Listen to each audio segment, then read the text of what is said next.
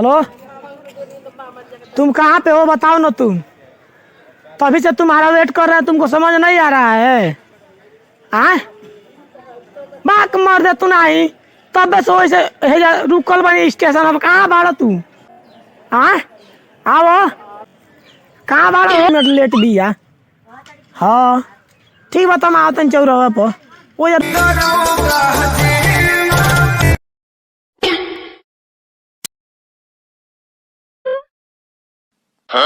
你别笑。हेलो, परीक्षा में फेल? कौन? राज समीर भैल बना का परीक्षा में फेल? अरे लड्डू बटवावा।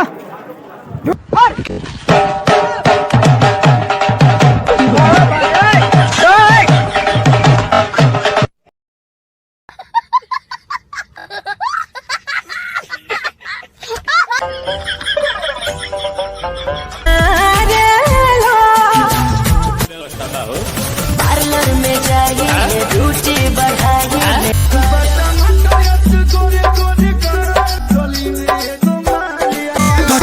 छोड़ देला देह पानी पानी हो गइलिए। बथता कमरिया राजा बथता।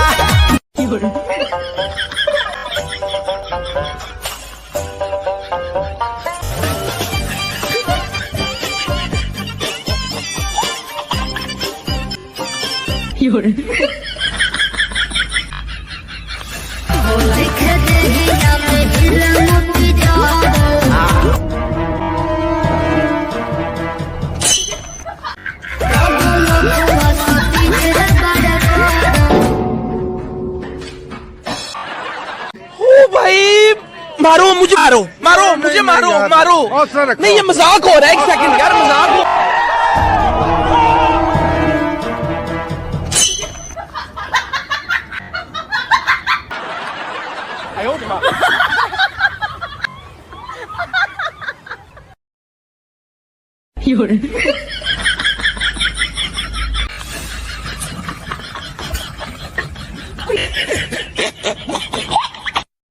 बोला धनिया पवन कलाकारी हो गई, सारी हो गई। अच्छा, किस क्लास में तुम पढ़ते हो, नाम बताओ।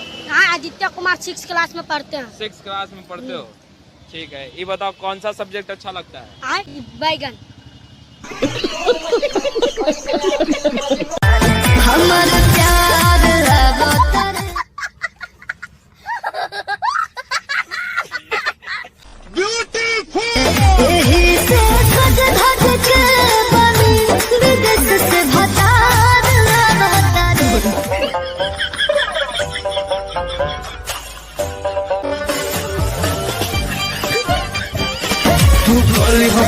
पंडित जी से लक्षण हमारा राशि के क्या दिलवा